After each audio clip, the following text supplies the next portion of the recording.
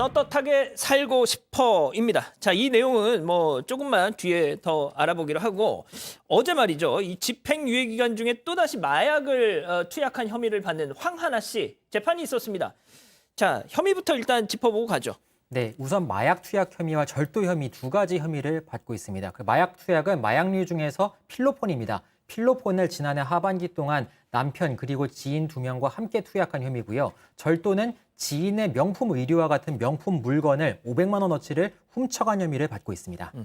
자, 집행유예 기간 중에 마약 투약한 것도 진짜 큰일인데 절도까지 했다는 거잖아요. 네, 이렇게 다양한 혐의가 있었습니다. 사실 이게 더 문제가 되는 거는 일단 집행유예 기간이었다라는 겁니다. 일단 마약 사건으로 인해서 집행유예가 선고됐는데 그 와중에 또다시 이런 비슷한 범죄를 저질렀습니다. 누범 기간에요. 그렇기 때문에 더 문제가 되는 건데 일단 이 앞서서 2015년에서 19년까지 지인과 함께 서울 자택에서 일회용 주사기를 이용해서 필로폰을 수차례 투약한 혐의로 구속 기소가 됐고 그 다음에 거기서 1, 2심에서 징역 1년에 집행유예 2년을 선고받았습니다. 그런데 지난해 또다시 경찰의 마약류 관리 위반법으로 입건이 된 거고요. 그래서 이번에 이런 결과가 나오게 된 겁니다.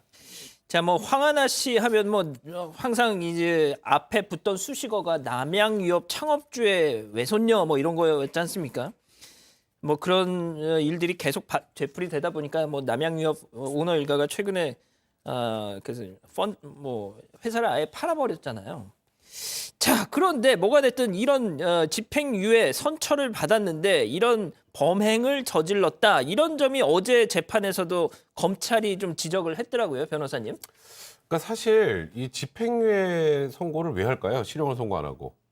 그러니까 지금 이 범행 자체가 앞으로 재범하지 않을 가능성이 높고 반성하고 있는 모양새를 보여주니까 사회에 나가서 복귀하라는 취지인 겁니다. 그리고 이 유예된 기간 동안 더 이상 이런 범죄를 저지르지 않으면 그럼 말 그대로 그 형 선고가 이제 2년 예를 들어서 선고를 받은 것들도 사라지는 건 아니겠어요? 예. 그런데 집행유예 기간 중에 또 이런 일을 범했다. 그럼 동일 범죄잖아요. 그렇죠. 그럼 집행유예도 당연히 취소가 될 거고요. 아하. 그러니까 법원에서 선처란 취지는 더 이상 하지 말라는 취지였는데 그 와중에 또 한 데다가 그것도 모자라서 혐의까지 부인하고 책임까지 사망한 남편에게 떠넘기고 있다. 반성도 안 한다. 그러니까 검찰 입장에서 실형을 구형할 수밖에 없는 겁니다.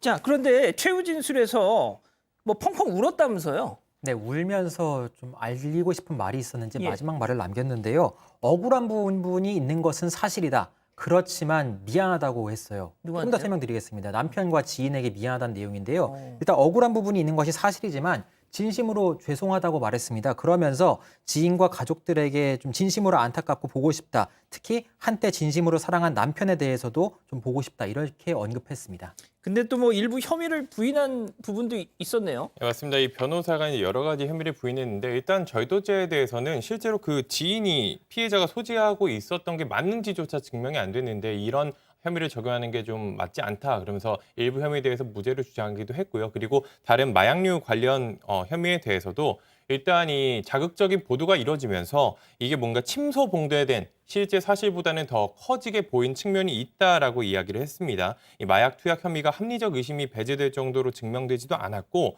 이 황 씨가 준 공인인데다가 동동 전과도 있고 남편 역시 좀 석연치 않은 이유로 극단적인 선택을 했기 때문에 이런 것 때문에 의혹이 불고 불어서 커 보이는 거지 실제로는 그 정도는 아니다라는 취지로 이 입장을 나타냈습니다.